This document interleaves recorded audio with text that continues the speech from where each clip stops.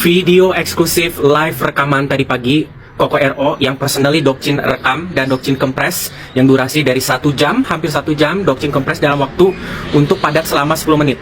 Jadi ini pure Dokcin yang mengeditnya, merekamnya personally. Jadi insya Allah mudah-mudahan lengkap. Dan perlu kalian tahu ini videonya durasinya walaupun udah dikompres 10 menit tapi lumayan. Jadi kalau bisa kalian videonya save, download atau share.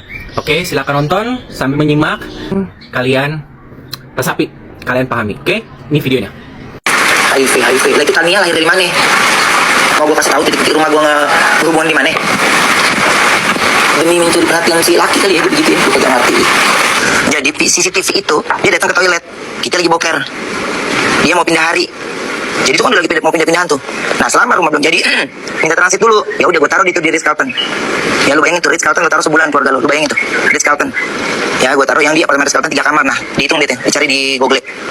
Tuh situ. Nah dia mau pindah hari, gue bilang tunggu dulu. Kan pindah hari hotel itu bukan kayak kos-kosan temen gue. Tanya dulu bisa atau enggak gitu loh, maksudnya harinya dia minta dipindah, gue lupa dimaju apa dimundurin gitu. Pokoknya pindah. Nah karena gue bekas pegawai hotel, gue tahu lah regulasi hotel. Itu gue marah, gue semua barang meledak. Nah gue pergi itu karena menghindar. Dia oh dia menahan gue, tangan gue diem aja, gue gak mau lakuin kekerasan, diem aja, gue diem. Tapi ibunya baik tuh, ibunya baik, bener ibunya yang nyuruh gue sabar lah.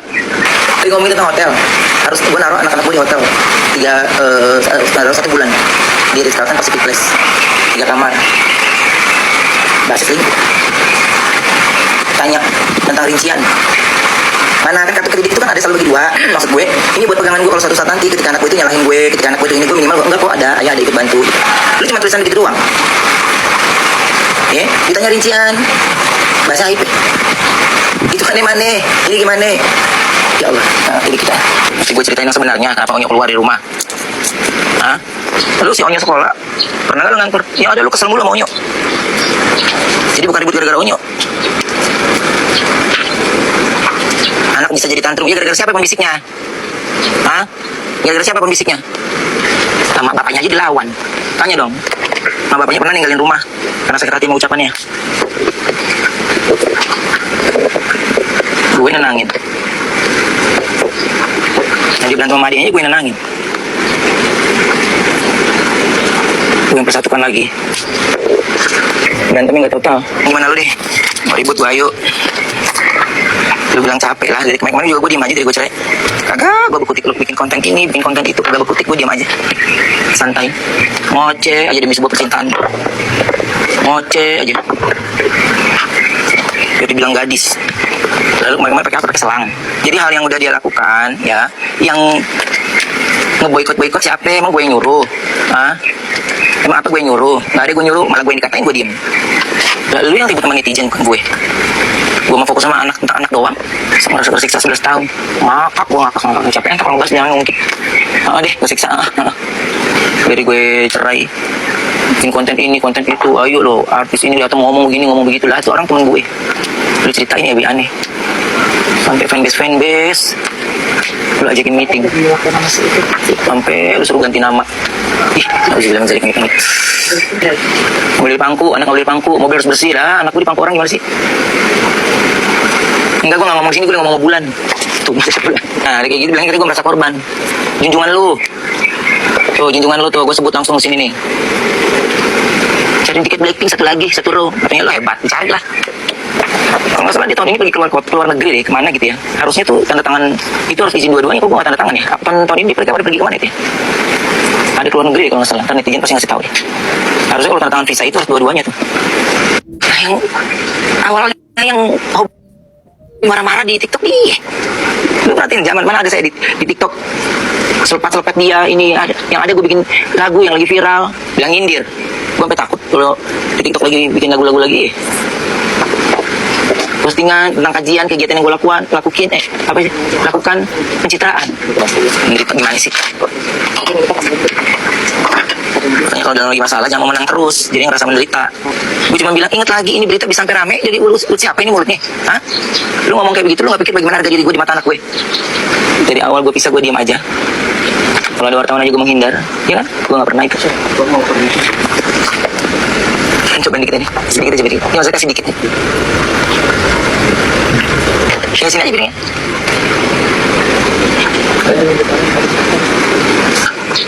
Gue ngomong di TV aja gue saring-saring, masih gue puji-puji nama dia. Sebenarnya dia emang gak begitu. Gue masih begitu tuh gue ngomongnya. Iya banget dia. Yang minum obat. Nah gue malah kagak tahu dia obatnya banyak banget, kagak tahu itu obat apaan. Dia kalau chat itu selalu ngedonder keras. Mungkin gak punya lo langsung. Iya. Intinya, lu makan kem. Lu makan nih. Diladenin terus, begitu terus bunyinya. Ya, begitu terus bunyinya. Kalau diladenin terus.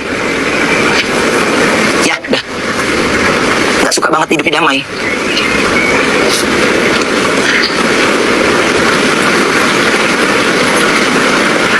Diturutin, gue bilang ini kesalahan gue terbesar. Dari dulu gue iyain aja dia. Karena ilmu menghasutnya udah gak mempan. Masih gak ngaku lagi menghasut siapa? Hasut sono, hasut sini.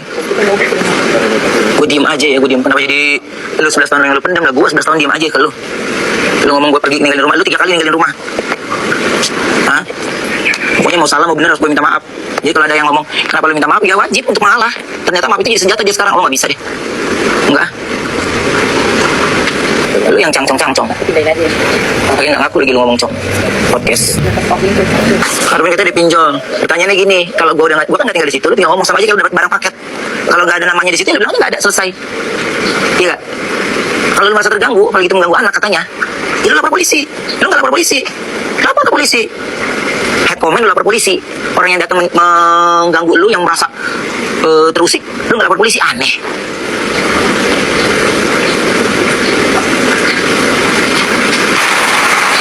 Kalau lu mau tenang aja. Nah, lu yang hubungin buat undang podcast. Lu hubungin, lu yang ini.